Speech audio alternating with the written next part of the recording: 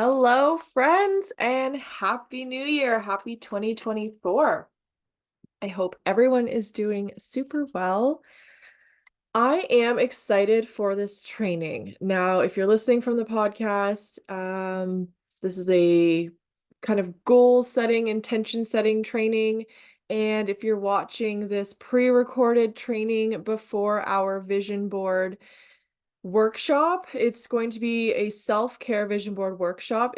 I'm so excited. This is really to kind of lay the groundwork in terms of tips and wisdom to setting goals and intentions for the year that truly support your authenticity, your nervous system, of course, and allow you to set yourself up for success so that you're not kind of throwing throwing big goals out there that maybe aren't sustainable and then being disappointed at the end of the year when you don't hit them if you don't.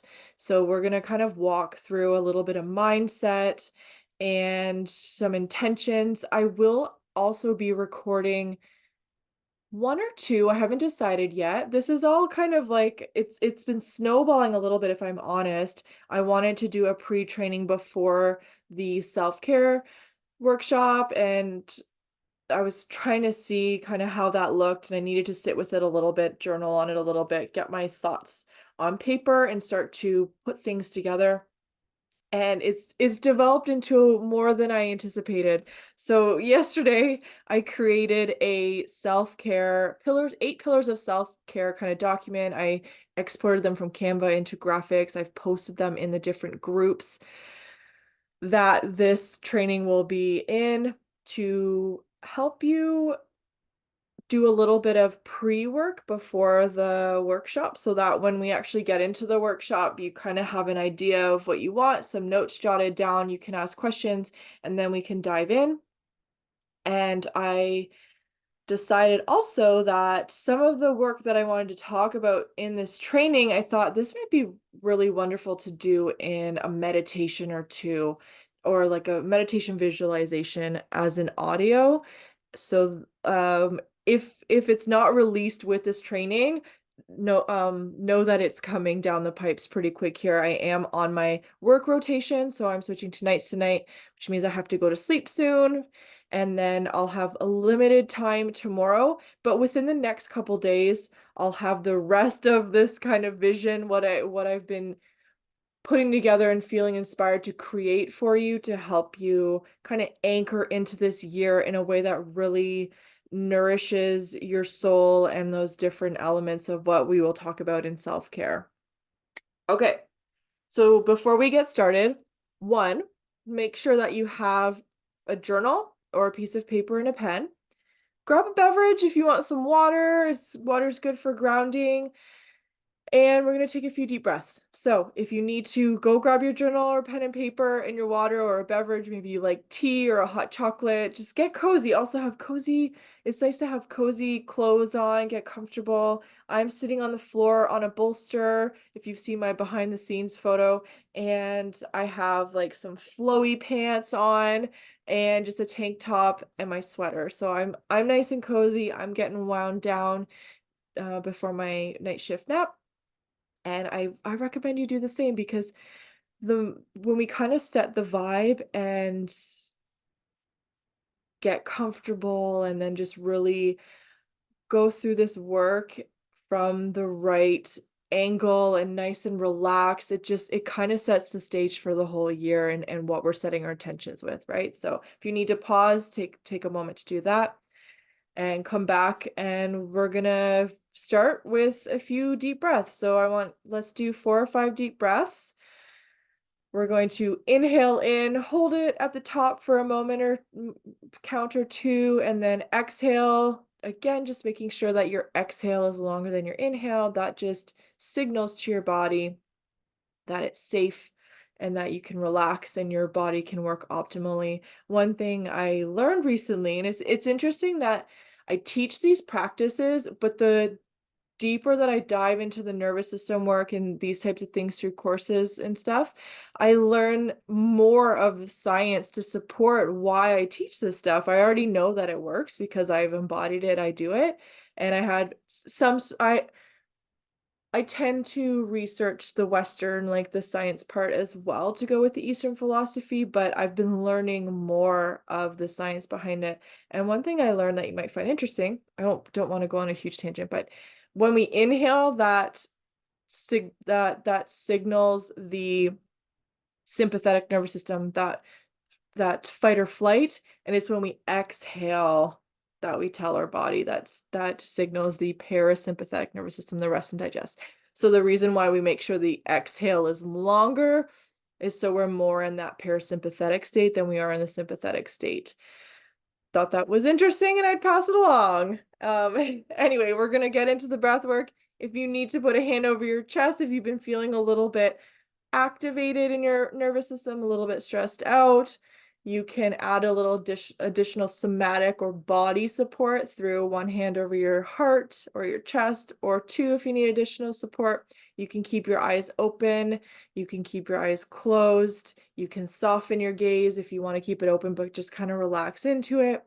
And just take your time, just nice big inhales into your belly, up into your chest, so you're fully expanding your diaphragm, getting some nice nourishing oxygen through your body, holding it at the top. Nice deep exhale. You can exhale through your nose or your mouth if you need a little bit more of a somatic experience. If you want to visualize kind of washing the day away or whatever's just been kind of on your mind, you can just really blow it out. So we're going to start with 4 or 5 deep breaths on your own time.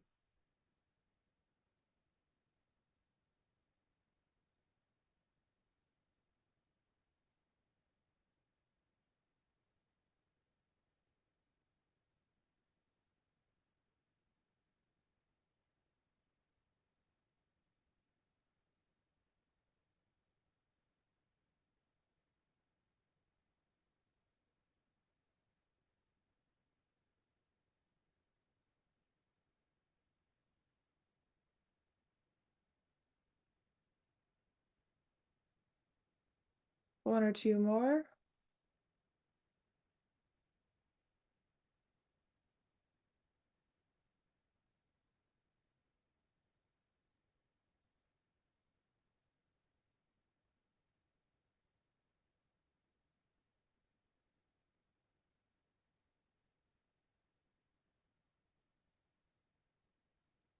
And coming back to the present. This is a wonderful practice. You can do it all throughout your day or before you want to do kind of intentional, intuitive work. Just helps you to get out of your head and that really like fast-paced thinking area and back into your body so you can get those cues. You can have that non-thinking space that I'll talk about and just really be able to be open to wisdom that comes in and ideas and inspiration. When we're stuck in our heads, we get caught up in that, right? And there's really nothing else. And from a neuroscience perspective, when we do these types of practices, if we've been stressed prior to this and we need to really ground, uh, what's happening is when we're bringing ourselves back into a parasympathetic state, that rest and digest, it's bringing back our prefrontal cortex, bringing it back online. This is the newest developed part of our brain in terms of our evolution. And this is the part of our brain that we problem solve, that we have rational thinking. It's required when we want to do this type of expansive creative work, right? If we are stressed out and our amygdala, which is our fear-based fight or flight center, is running the show and is in the driver's seat, we aren't going to be able to really focus in on things because our body and our mind is really thinking about survival, even if it's not an acute, like our body doesn't know the difference between what's actual survival and what's just like workplace stress or life stress. It thinks that we're just like in acute danger. So it's important to use our own breath, use our own mindset, relax our body so that we can actually do the expansive work. Okay, enough about that. It wasn't my intention to go that deep, but I think it's good to note because it's good to emphasize the importance of it so that people actually bring it into their daily life, and this will be also relevant to something I'm going to talk about later. So if you got your pen and paper, jot down some notes. I'll create a couple documents and I'm gonna post them in the groups that you're in. So whether you're in the Conscious Clean Living group, which is my Norwex VIP, the Living on Lemonade, which is my kind of wellness group that I do all kinds of free and paid offerings from, or the No Hustle for network marketers, No Hustle Sales for network marketers group for those network marketing fam that we have. I'll post those in there. So I've got some notes here because I want to make sure that it's a very expansive topic. I want to make sure that I touch on a few things, but also stay focused and like don't get too sidetracked and I'm able to cover things, but also keep moving and I don't forget things.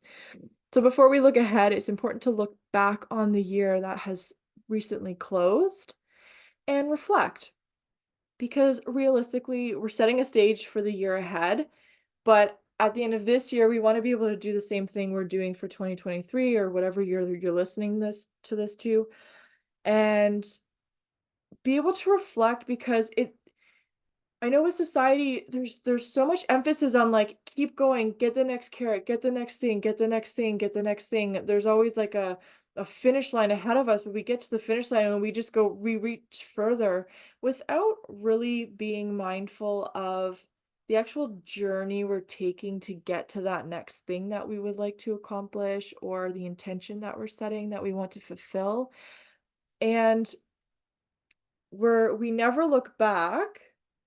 I can't say never, but like if you understand it, it's not as common to really emphasize the importance of like, let's look back on the year that's closed. If you set intentions at the beginning of last year, it's important that you look back and see what the journey was like and celebrate that. And I encourage you this year not only to do that at the end of the year, but do it along the way. Make it more about the journey because that's when it becomes sustainable. That's when we we really embody the experiences that we're having and we really enjoy our life. We become present. We talk about mindfulness. This is a way to be mindful. We have things that we're working towards. We don't have to hit our goals in the time that we think we should being in quotes.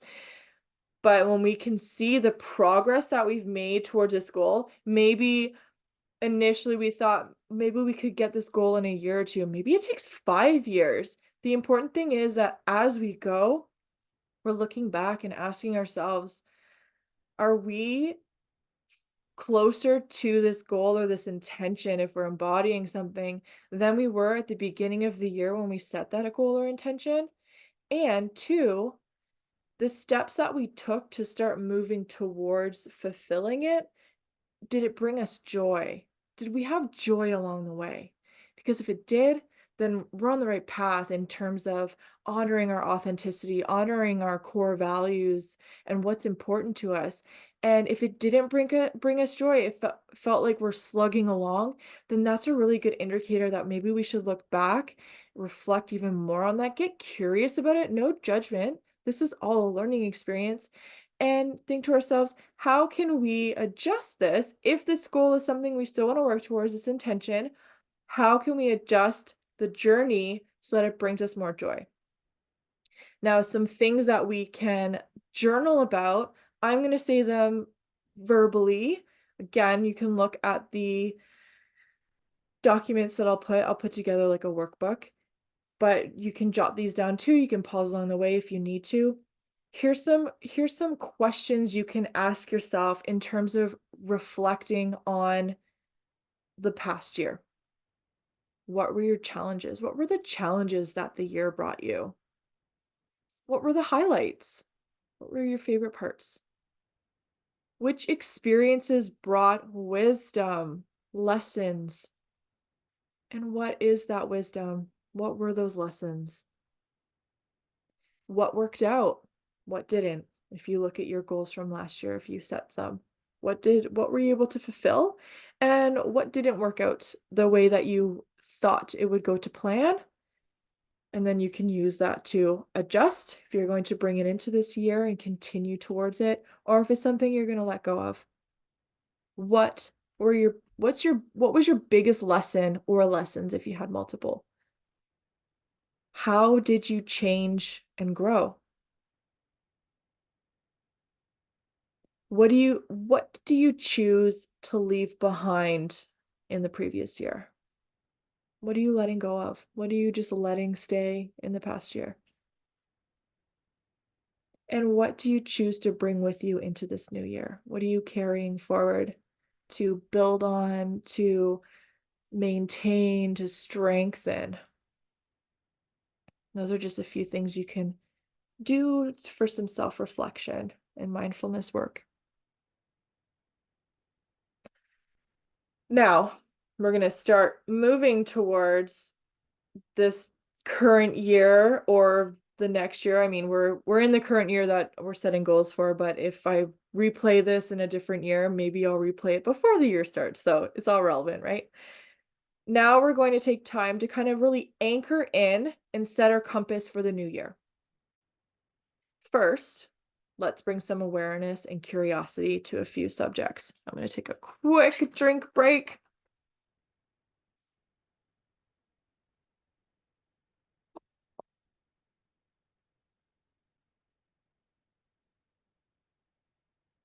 So these are things that I find are not talked about in kind of mainstream goal setting and all the things. I find that a lot of goal setting initiatives are very hustle, masculine energy driven, which we're going to talk about. And I want to talk about some things that really, there's no shame in it. If you're in a phase that you really like want to go, have at her.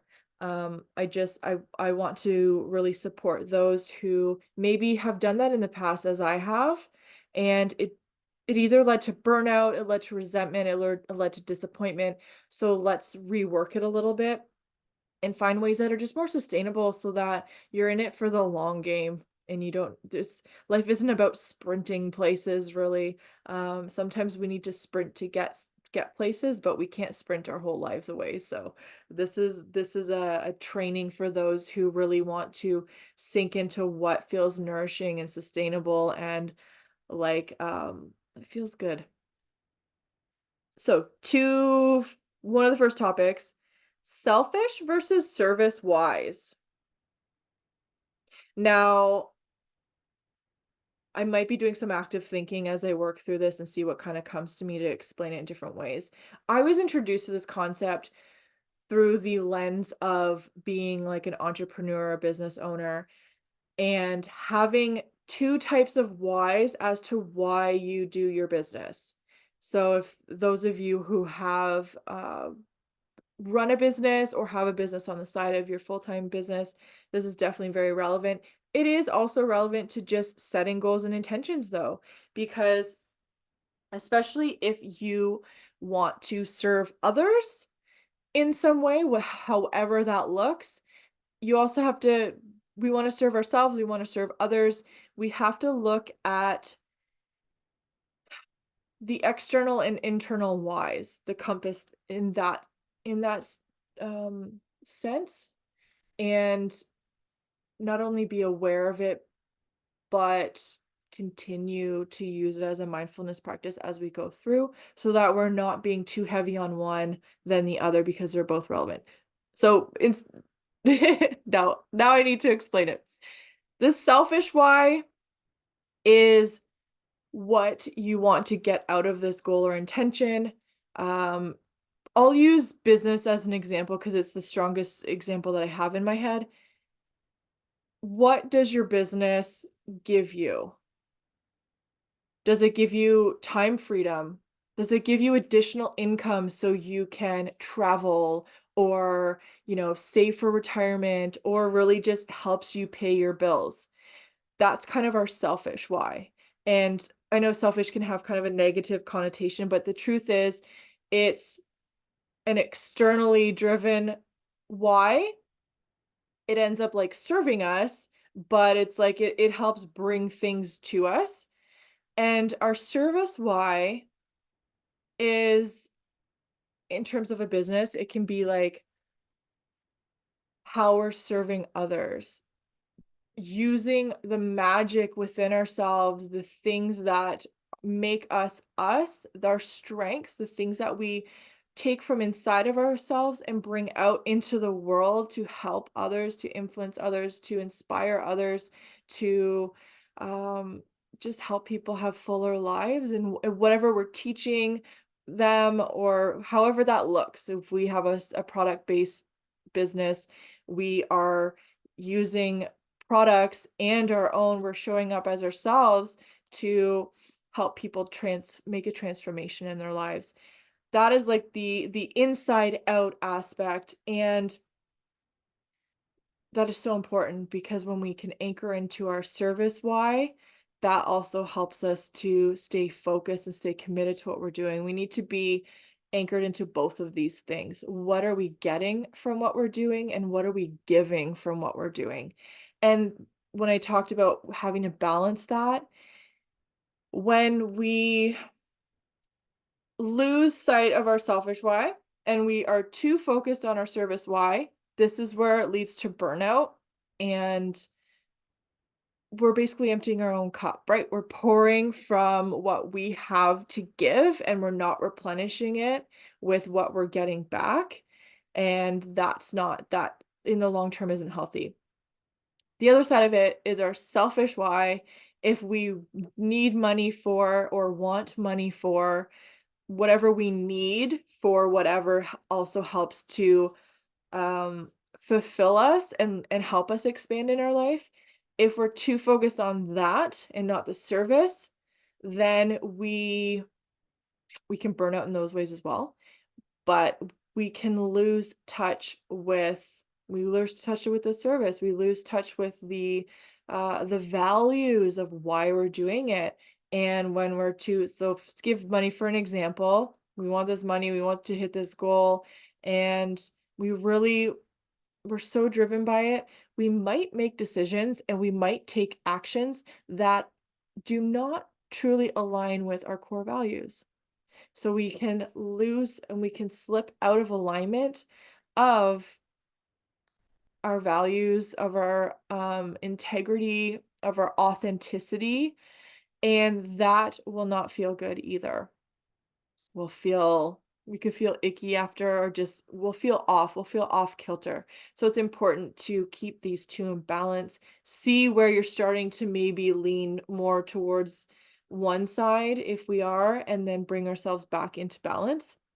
Just be aware of that. That's our selfish versus service wise. Um, we could use like body movement if we've decided we want to use movement in our routine, and like serving ourselves. I don't know if that's a good. I might need to adjust it a little bit. How do I want to say this? We It makes us feel good, and when we feel good, we can serve. Obviously, we have a cup that overflows, but we are so driven we also want to feel and look better because sometimes when we look better, we can feel better too, right? It goes hand in hand, but it's not, we should be careful with our intentions around that too. But naturally, when we feel confident, part of that is we feel confident to look in the mirror, and that can be at any weight, any size. But if we have a certain goal that we want to be, maybe we won't want to get back into a certain size pair of jeans because we just remember the feeling of like how life felt when we were there, and that's something we want to work to and not have like a hard set date. It's just like you want to know what that feels like again. Um, but we are going to great lengths, and We set the intention that it's really important that we fuel ourselves and eat really well, and we do movement that really feels good. But we get so caught up in like, I have to be this size by this date or whatever. I have to have these goals. I have to be this inches or whatever. It could be a strength thing. We start to try and it's like cutting corners, and we start doing practices or activities, or we're cutting back on calories, and we're not really fueling our bodies. We're um taking away, right? We're constricting, we're over exercising. We're kind of getting away from like the initial feeling of like, I want to feel so good and be able to radiate that into my life and to feel confident in this and that, but at what cost, right? So when we get to um when we get to like, I guess, narrow-minded about it and our blinders on, we can start to do things that really take away from the whole intention that is really nourishing to us. That makes sense. I hope that's another good example. It kind of came up on the fly, but maybe wasn't the best. I want to talk really quickly about soul pulls and wounded wants. So this would be part of your intention setting, your goal setting. Be really careful about how it feels in your body. Learn how to feel things in your body. If it feels like a yes, it feels like a no. I talk about this in different trainings and stuff, but you'll know when your soul is pulling you to do it because it just feels like a little bit of like a nudge. There's like a little like, try this. So I've been feeling the nudge to start journaling more regularly so I can look back on things. I've been feeling the nudge to move my body. So I've started moving my body. And today I did my first yoga practice, like uh, a online class in a long time, and it felt really good. But it was just those little like those little that little voice, those little nudges that you get when you're in that quiet time of like, do this, do that. You don't know why necessarily. Um, and we don't always know why. It's like following the breadcrumbs. So that's soul pulls. Those are those little things, and these are the things we should follow. And then there's the wounded wants. Now, wounded wants are like the external things we want to do or bring in so that it satisfies our ego, but it can also satisfy a wound that we hold in our mind, in our body from an earlier time in our life where we might have felt rejected or disappointed in something, just those little things that just don't make us feel good. And we look outside of ourselves to try and pull it in to make us feel better about ourselves in a certain way. Being mindful of that, and we all have the wounds, we all have the wounded wants. When we can identify them, we can start to get curious, go a little bit deeper into it, and ask ourselves like, how can I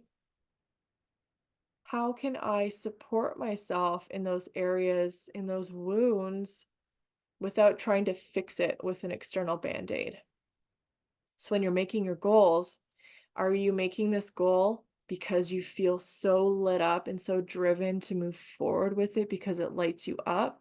Or are you setting this goal because it's going to replace something or put a band-aid on something that like hurts inside that we're too afraid to look at, or we haven't taken the time to look at it? And maybe we need to make space around that and really just look at it and heal it. I hope that also makes sense. Now, shoulds, that's such a huge topic, but essentially, shoulds are often driven by societal pressures and um, subconscious programming and how we were raised, and what our caregivers kind of instilled in us that might not be aligned with us anymore. When our brain is developing, we don't have the capacity to really discern and to create our own boundaries and create our own real beliefs and thoughts. So we're basically just like we're a sponge. It's like a computer needs programming, and our computer gets programmed by all of the things around us because it's not developed enough to program it ourselves.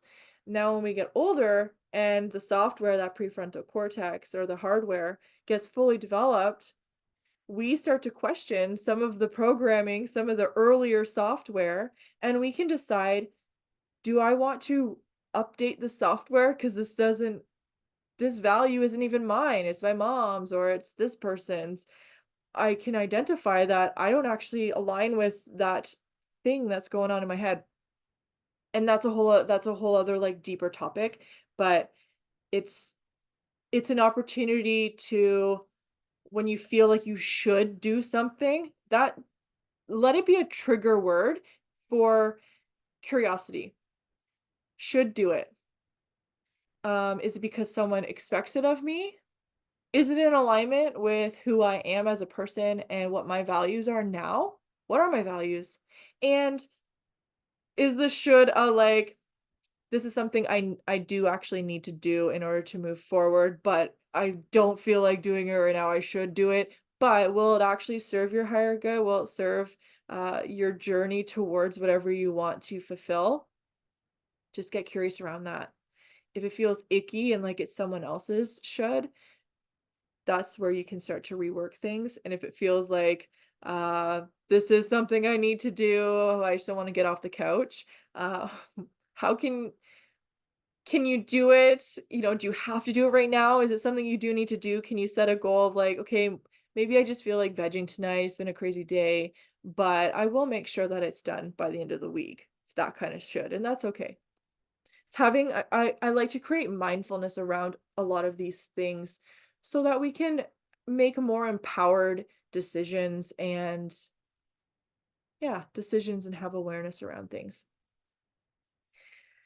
Now, back a little bit to if you have a business, just another quick mindfulness thing to or mindset thing to be aware of, making money versus making impact. Are your goals, um, are they strictly to make money? Are they strictly to make impact? Again, selfish versus service. And if you're really driven by them making money, hone it back in and make sure that you also have goals that are for making impact. Instead of like, I want to make $5,000 this year in my business, if you have an extra business on the side, what about a goal that supports, I want to inspire and help 100 new people. How cool is that?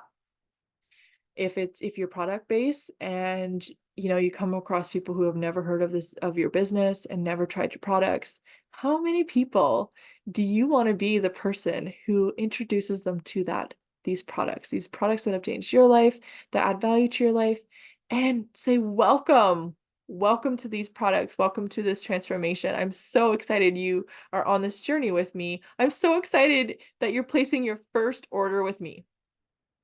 Think about making impact and how expansive that can feel. Money's great too, but impact is something I don't think is always emphasized and advertised as widely as the making the money part. And they really come hand in hand because when we're making impact, we're making sure that we are in alignment with our values.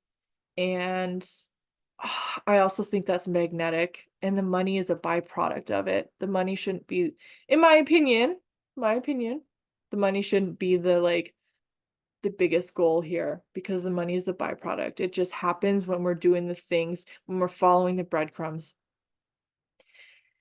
Now, okay, being versus doing. We have the actions that we have to take, but we also have to like show up and be the person who's doing the actions. So there's a lot of emphasis on like, just do this harder, do this more, try this strategy. And this can extend everywhere, right? It can be, we talk about fitness again. It's like there's a million ways to work out. There's so many, and there's flexibility, there's hit like high intensity interval training, there's like cardio, strength training, it's nice to have a mix of all things, but if there's, say you want to go like down one stream, there's also a million different workouts and stuff that you can do, but choose the one that works best for you, that actually makes you want to show up, because you can do any strategy for any goal, but not every strategy is the best one for you. So really anchor into doing the things that feel best for you. And then there's the being part. I had written down, where do I have that?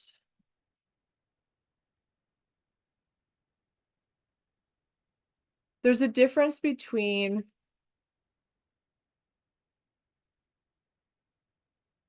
I do this and I am someone who.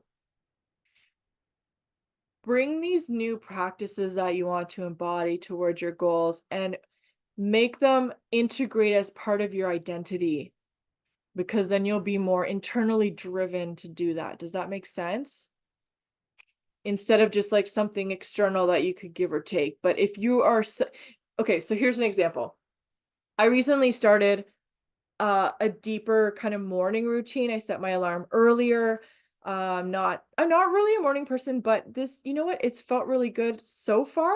I'm going to continue. If I need to pivot, that's okay. For a while now, I have started every day, I guess since the beginning of September, so it's been a little while now, with a 10-minute morning meditation. I listen to it. It's the first thing that happens when I wake up. I put it on, I listen to it. I do some deep breathing, like breath work. It's about 10 minutes, and then I would start my day. I've extended it to now I do 3 rounds of Wim Hof breathing, because it's supposed to, it brings us energy. It increases oxygen in our body, which helps our body just work more optimally. So I have my meditation where I'm listening to something, kind of like starting to wake up my mind, starting to wake up my brain, doing some conscious breathing. I do a couple rounds of the Wim Hof breathing. Again, I'm still in bed. And then I switch on my light and I pull an oracle card and set the intention of like, what wisdom do I need for the day? And I love it. It brings me joy. What card's going to be my card of the day, of something I can kind of like put into the intention of my day. And then I get out of bed. I'm not looking on social media. I'm doing this stuff for my mind, my body, and my soul. And I could say, and here's the difference. I can say like, oh, I do this in the morning. This is what I do before I get out of bed. Or what I'm starting to do and integrate is I am someone who has a solid morning routine before I get out of bed. That sets me up for the day, sets me up with positivity, gratitude. I feel energized. I feel awake and just in a good headspace. This is this is who I am. I am someone who has this as part of my day. Do you feel the difference between that? I feel more committed because I'm someone who does this, not just this, I do this quick before I get up. I hope that lands. Okay, let's keep going, because I feel like I've been talking for forever. So now we're going to set our compass through anchoring into our values. This will help us set our intentions and then we will set our intentions and take actions based on them. So, goals. Really quickly before we get into the rest of it. Short-term versus long-term.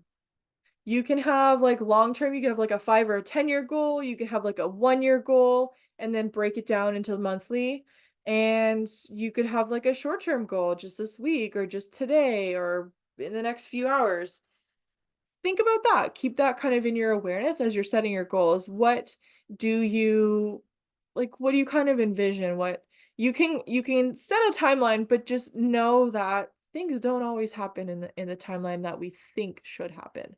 So set that up, set that up for yourself, but stay flexible as you go and as you journey and as you reflect and maybe adjust or pivot. And then we have safe versus expansive goals. Safe are kind of the like, you can hit that goal. If you have regular 9 to 5, your salary, and you know how much you make every 2 weeks, and you decide, "I wanna invest in my, tax-free or my RRSP or, a savings account, saving up for a car." You know that say you wanna save up so much per year, you can break that, divide it by 12. This is how much you need to contribute monthly. And if that's doable, then you know that's your safe goal. If you think, "Oh, I'd actually love to invest a little bit more than that. It's a little bit outside my range."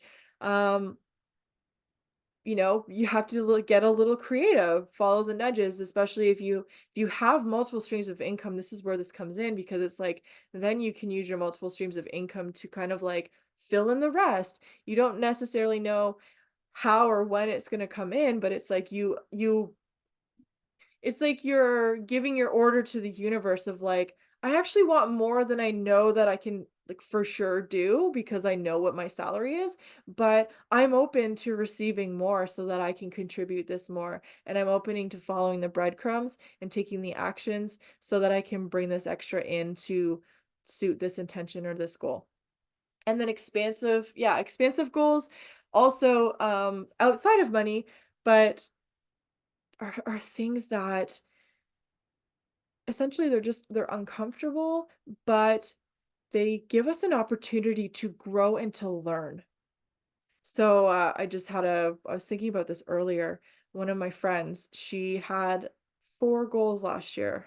Trying to remember them off the top of my head. And I can tell they brought her joy because she would post along the way when she was doing them. She had one goal to read 10 pages a day and read 20 books. She ended up reading like 26 books. But it's like it took her outside of her comfort zone because maybe she'd only read, like, 10 books of the year, but who knows? But it's, like, a little bit outside of, like, "Oh, I've never done that before, but I'm curious about it." She also had a goal to spend 1,000 hours outside last year. She ended up with 1,002 hours. It was coming up close at the end of the year, but she made it happen. And it's like this is where it gets interesting because it's fun. She knows that it's going to serve her and her mental health, her physical health to be outside. And she's set up this big, expansive goal of like, how the hell am I going to do that?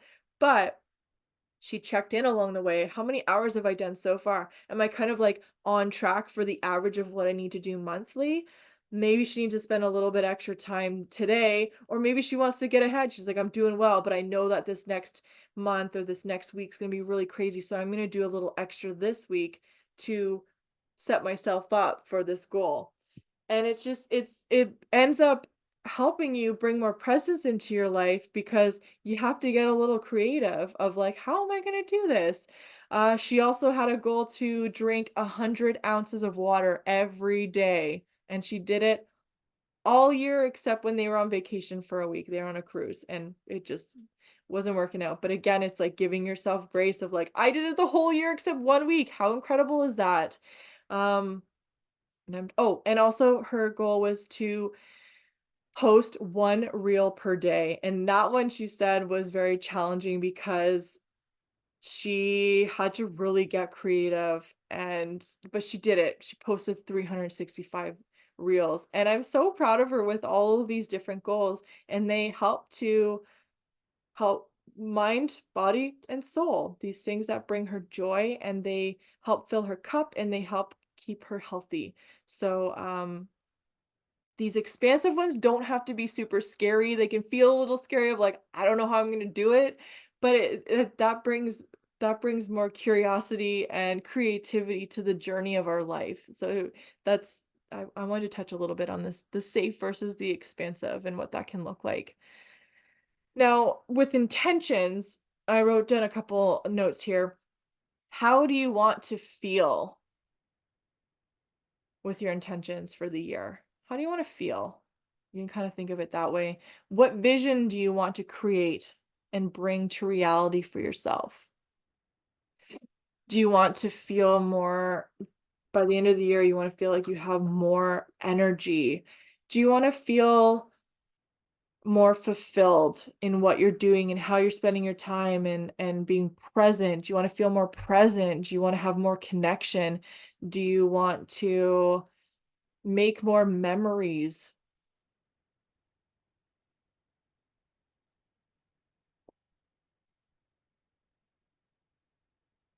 just a couple things to consider.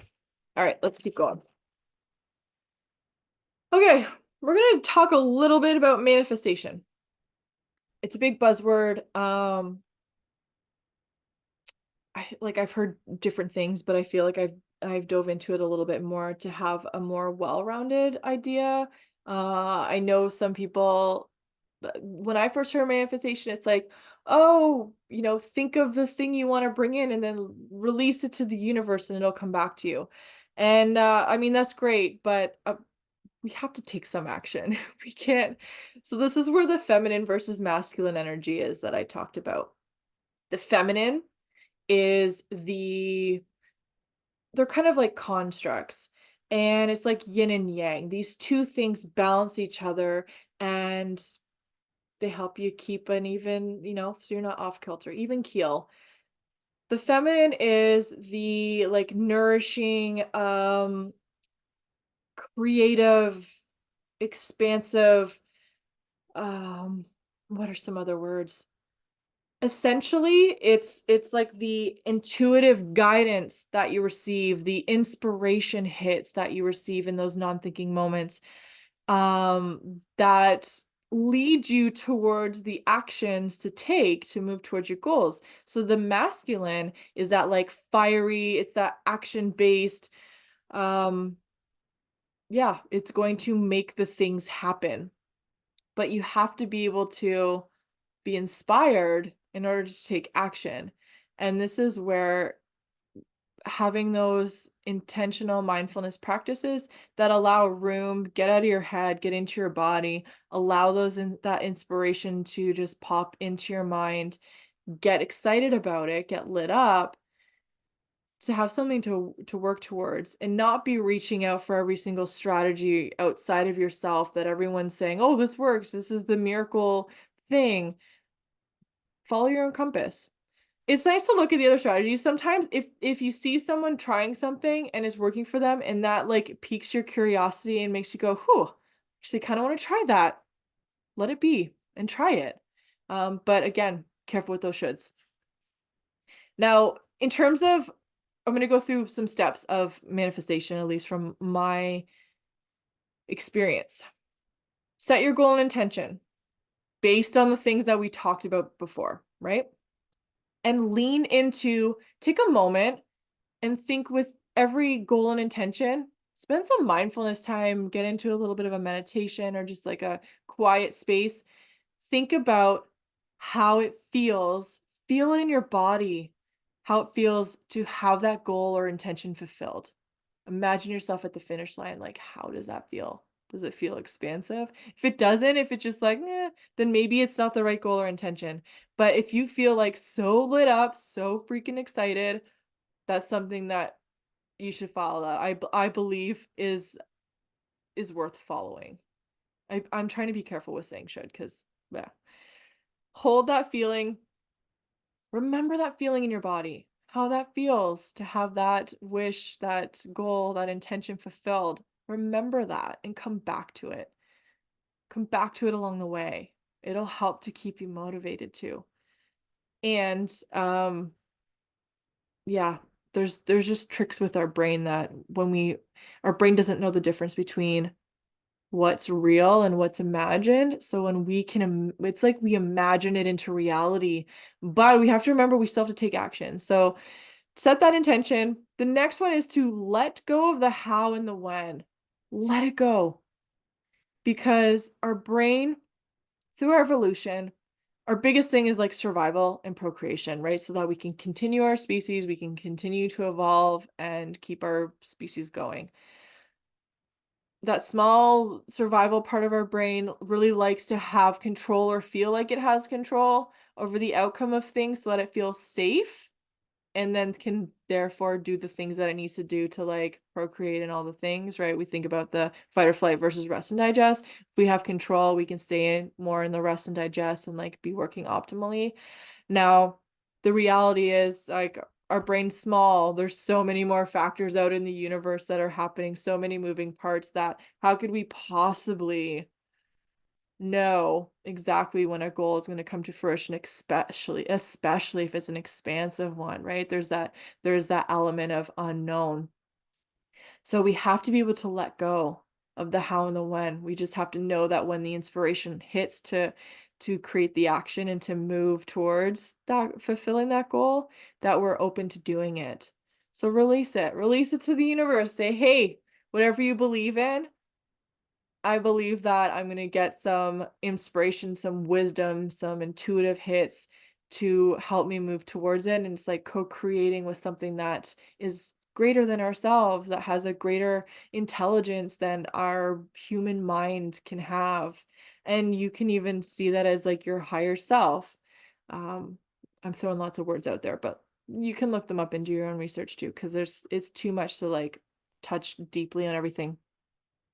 The next thing you have to do after you've let it go, make room in your day, in your life to actually receive the inspiration, receive the intuitive hits, receive the wisdom, nudges. Make room for it. This is through we get these nudges and I talk about it all the time in trainings through those non-thinking moments. Have you ever been in the shower and you just kind of zone out a little bit and you get a great idea? Or you're driving and this great idea pops in your head. You're like, "Oh, I gotta try that."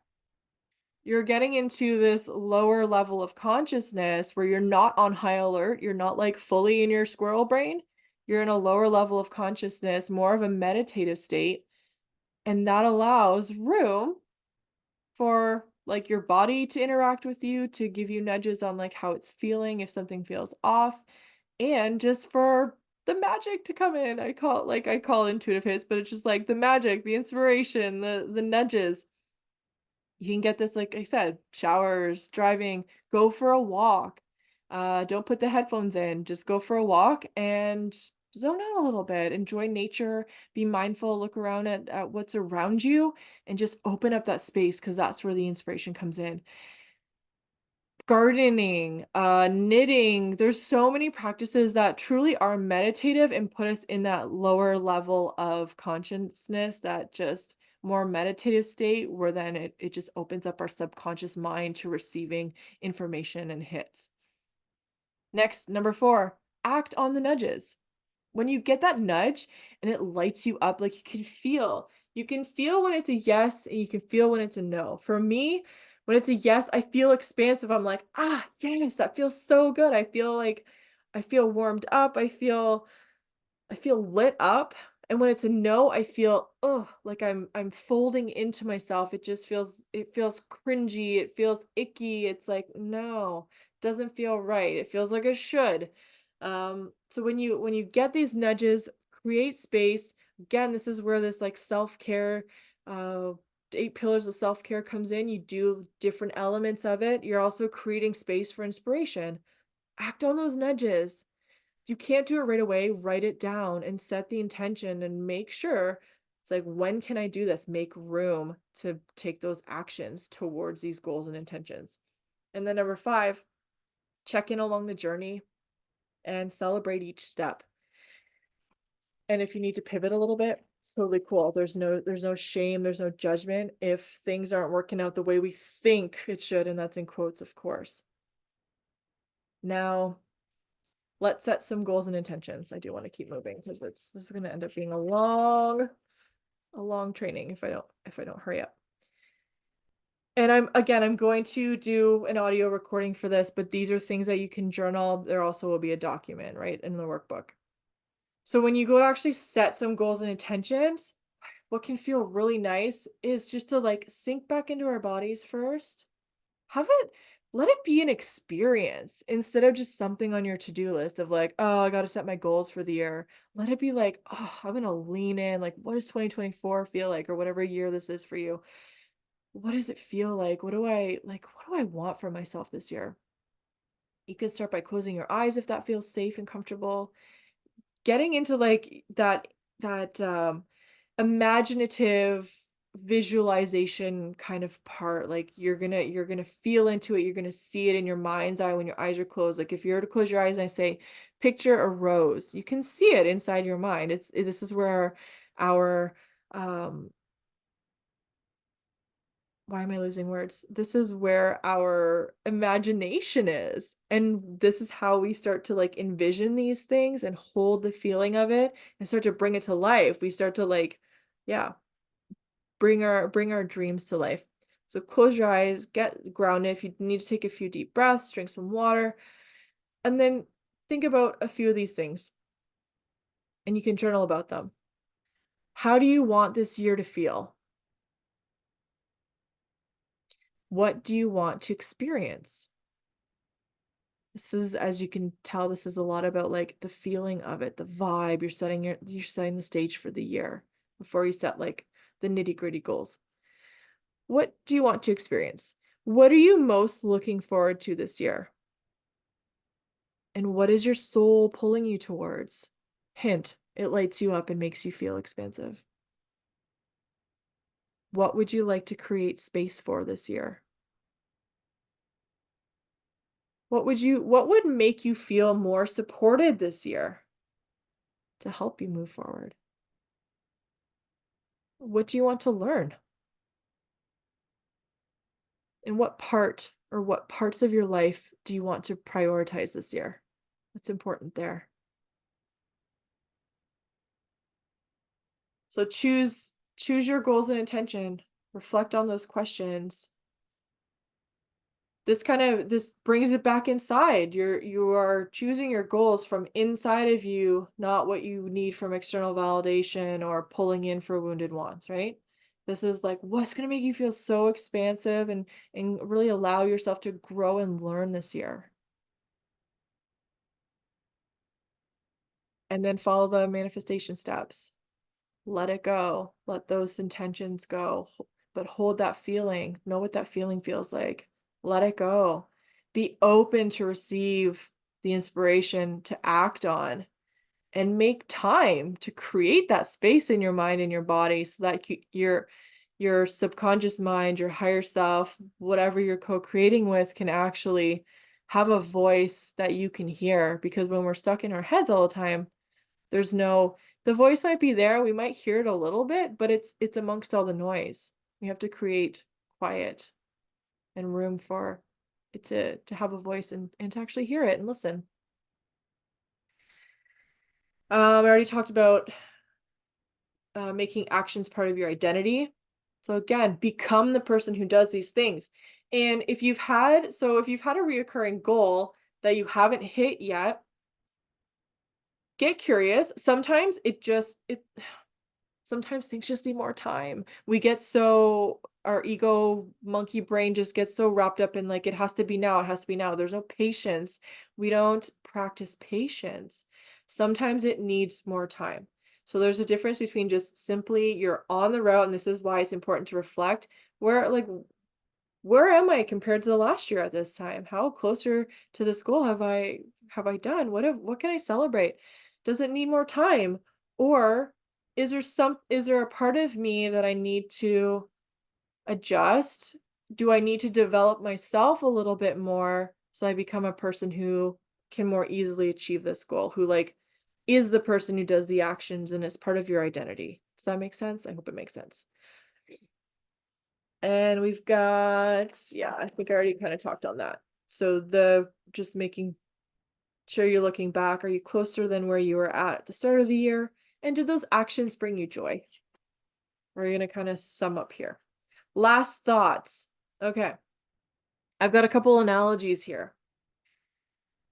This one's really about the surrendering process after we set our goal and feel into it and we surrender so that we can then create the space, get the information, take the action and move towards the fulfillment. When we are gripping our goals, when we're gripping we have expectations, our ego's like, but it has to be this way. And we either think it has to be done in this amount of time or done this way. It's like we are we've got our hands closed. If you're on the video, you can see it, but we have our hands gripped to this thing, this timeline, this expectation, whatever it is. When we want to co-create with whatever higher power, even our subconscious mind can lead us, we have to be able to open our hands to receive it. This is how I was visualizing it before, and I used it in one of my inspiration readings. For gripping, we can't receive anything. And we're just like, we've got the blinders on, we've got a fixed mindset. We have to open our hands in order to receive the thing, look at it, and do the stuff, right? So the other thing I had written down here is in terms of looking outside of ourselves and trying everyone else's strategies for whatever we're moving towards. Think about your goals and what you want to fulfill, the intentions you want to fulfill as like you're building a house, you're building a skyscraper, nice big skyscraper. If you're building like an empire, you've got a business, or you just want to build things for your own personal, you've got personal goals this year and you want to like, you're building a house and you have to use bricks, right? But if you are looking outside of yourself the whole time and everyone's throwing bricks at you, it's probably not going to be very organized because you're just like using this brick and that brick. Well, this didn't work, so I'm just going to try this brick. And if you can stop, get grounded, and work from the inside out, you have your compass, you have your values written. Like, what are your values? Are your values, what are the things you're not willing to compromise as you take actions towards your goal? Is family one of your values? Uh, Intentional, like time off your phone. These are the things that when we start to, um, that selfish why sometimes gets a little too wild, we end up maybe doing things, we work too late and then we miss time with our family, or we just don't commit to, I don't want to be on my phone all day. That's just an example, but I'm hoping that's helping. But stay anchored in your values, what is important to you, and let that be your compass when you make decisions. When someone says, "Oh, you should do this," does it align with your values? Does it actually spark any interest, or does it just feel like a should? Is that something you actually think, "Ooh, actually, you know what? I think that would help me along my journey." You're gonna put that intentional brick now. It's not just someone throwing a thing at you. You've stopped, you've looked at it and gone, "Is this in alignment with my values and what's important to me?" And the vibe and the intentions I wanna create this year of, like, how I want it to feel? And if it's in alignment, thank you for that brick. I'm gonna try it. I'm gonna intentionally put it in this lineup that's building my house and building the life and the presence, the intentional presence that I want for this year and going forward, and just setting those bricks down, things that light you up. And what else did I write here? Are you connected to the vibe and feeling of what you've set yourself up for? So after you do this kind of journaling and expansive work, like how do you feel about it? Does it feel good? Does it feel like you're coming into a great year? If so, that's amazing. And additionally, if you want to choose a word that represents all of the stuff that you've created and set and laid out, choose a word to represent that and just kind of anchor into it when you need to, like reassure yourself or just connect back into this whole purpose of the year. Now, one last thing. This was really interesting. I pulled my card this morning when I was in bed, and the card is from the Healing Waters Oracle. It's Rebecca Campbell. I love it. And it is the Gentle Force card. This is a new deck for me, so I haven't used it a lot, but this is the first time this has come up. And I had been thinking about doing this training today, and it felt like when I read this card, I was like, damn, thank you. I'm going to use this in my training. It just felt like it was answering a question I had. So gentle force, it says consistency, persistence, patience, and the long game. And again, these are words of Rebecca Campbell that I'm reading. Over time, a single drop of water has the power to shape even the hardest, most solid materials, from stone and rock to cliffs and mountains. In fact, water is responsible for crafting most of the stunning landscapes of the world. We can learn a lot from water in this regard, how consistent action, day by day, month by month, year after year, decade after decade, can create steady, lasting change. A hagstone is a stone with a naturally occurring hole through it caused by water erosion. For the Celtic people, They are good omens and were thought to offer protection. So many people give up before they begin to see results. But deep-rooted change takes time. The most significant creations require committed crafting. We all have passions, but what most people don't do is commit to these things and master them. We're all beginners of something. The great masters, musicians, and artists of history were too. Like, hurry up and suck. It's okay. Commit to your passions. Throw yourself into what you most long to create. Commit to showing up day after day. Small steps taken consistently make a world of difference. If you commit to your creations with grounded daily action, in a week or a decade from now, you'll be blown away by what you've created. There's no rush. Consistency is the key. Be like the drop of water on the hagstone. Play the long game. Don't burn out before you really begin. Be patient and keep showing up. And the journal soul inquiry here is, how can you show up with more consistency to what you're longing to create? I thought this was just such a beautiful and relevant message of, we're creating a life that we like showing up to. We can't sprint to it. Just play the long game. Small, nourishing actions that serve our soul, serve our nervous system is what's going to really start to move the needle. So that's all I have to say today. I hope this was helpful. If you have any questions, reach out. And the self-care workshop will be Thursday, January 11th at 8 p.m. on Zoom. I'll have the link again in all of these groups. If you're listening to this from the podcast, you're not in the Living on Lemonade group, it's in the show notes. Join it on Facebook. All the info is there. I hope to see some of you.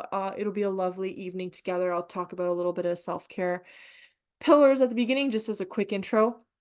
And then really we're just working together. So if you do a bit of the groundwork, you've already got a good start, then you can work on your vision boards, whether it's a cut and paste or you're doing it on something like Canva. If you have questions, I'll be working on Canva. So if you're new to Canva, I can share my screen and we can click around together and answer some questions and help you get set up. So I hope everyone's doing well. Take care and we'll see you soon. Bye.